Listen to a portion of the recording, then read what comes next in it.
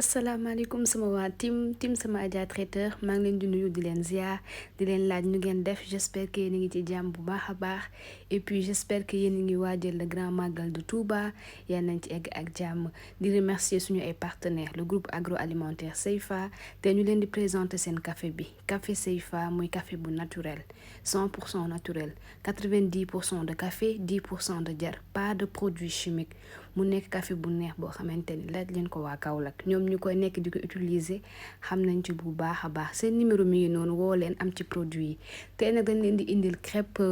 hot dog au jambon mu nekk benn petit plat amateur petit plat yi tey yéen laa toggal vite fait bien fait 10 consistant donc on va commencer par réaliser nos crêpes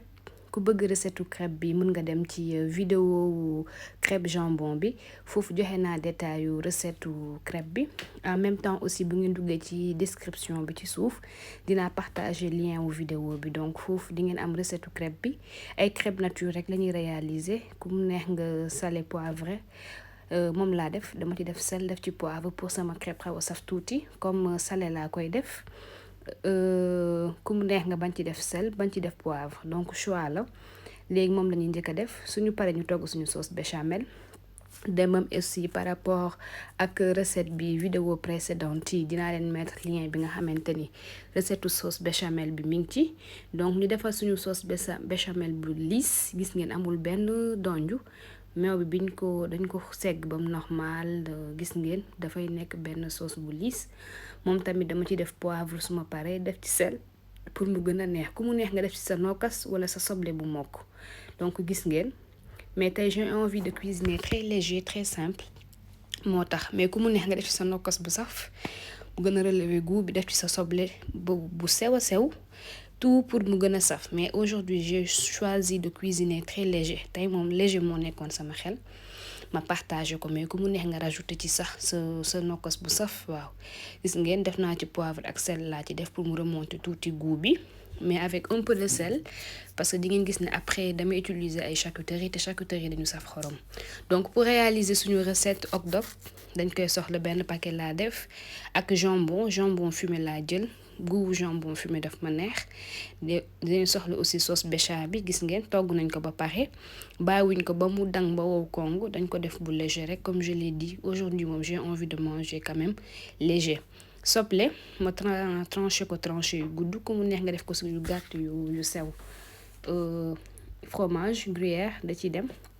waaw crêpe bu spécial la ñuy def waa créer suñu plat waaw togg création la suñu ay crêpe mi ngi nii gis ngeen aussi très fin ku mu neex nga def sa crêpe bu diis liquide bi ngay def rek mu xaw a gën a dang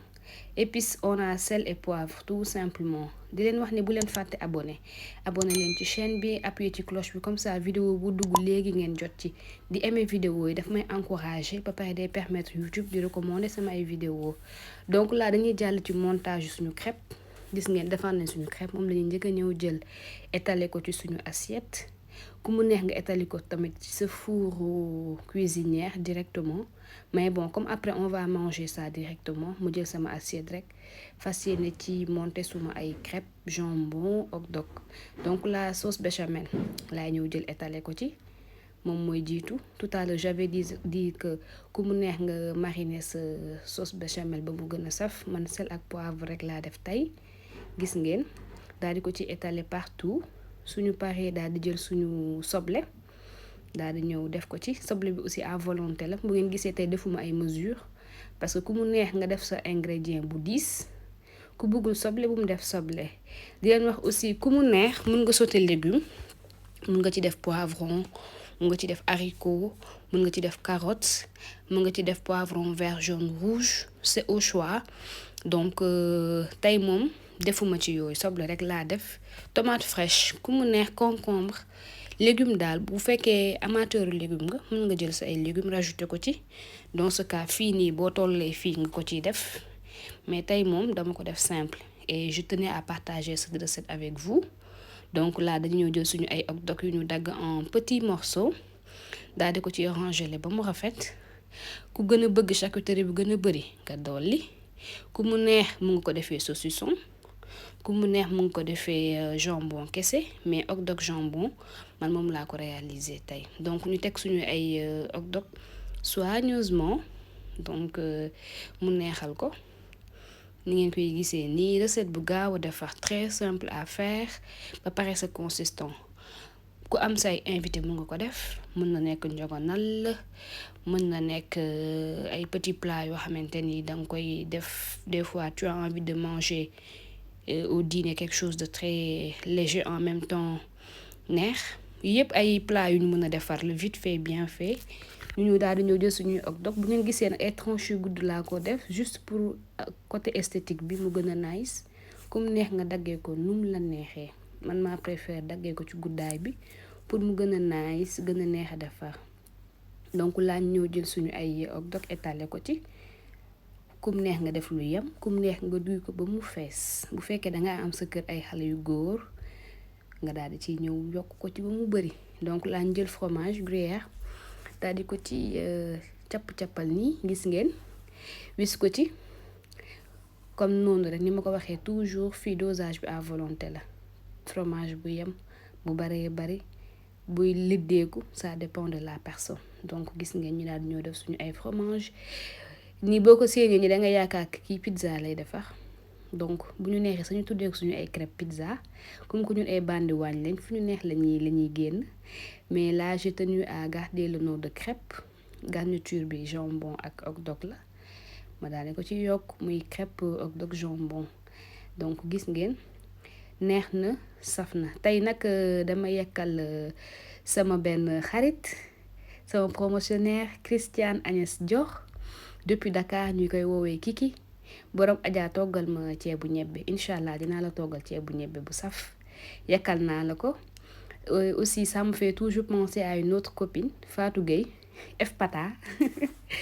Pata bu bëgg crêpe naan des régimes. donc ñoom ñaar laa yekkal tey sama ay repas. donc gis ngeen là j'étais en train de prendre le sel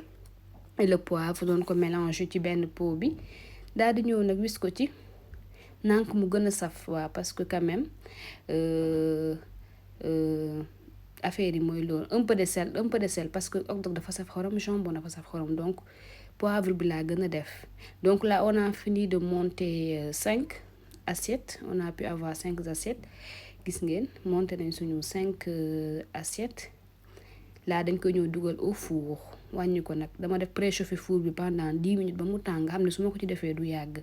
kum neex nga doo ko ci micro-ondes aussi vite fait 5 minutes rek fromage bi fondre. à côté maa ngay defar sama milkshake de. milkshake banane bu saf sàpp laay defar boole kook moom. tey damaa fas yéene reer bu nekk tubaab daal. bi ñu paree gis ngeen suñu repas lii la ñu jox. suñu crêpe hot dog jambon très très délicieux, neex et puis xaw a rare aussi. j'avoue que dafa rare, mun naa ne man maa ko créer sama bopp. di remercier encore suñu ay partenaires. màggal bi mi ngi ñëw, seen café bi neex na, naturel na, ma leen koy conseiller largement ngeen dem jëndi ko. 78 600 00 10 équipe bu dynamique, équipe bu jeune partout au Sénégal. lu ngeen bëgg ñu envoyer leen ko. di leen jaajëfal, di leen jox rendez-vous très prochainement pour yeneen i recettes. d'ici là portez-vous bien. ku am ay recettes aussi ngeen proposer ko ñu toggal.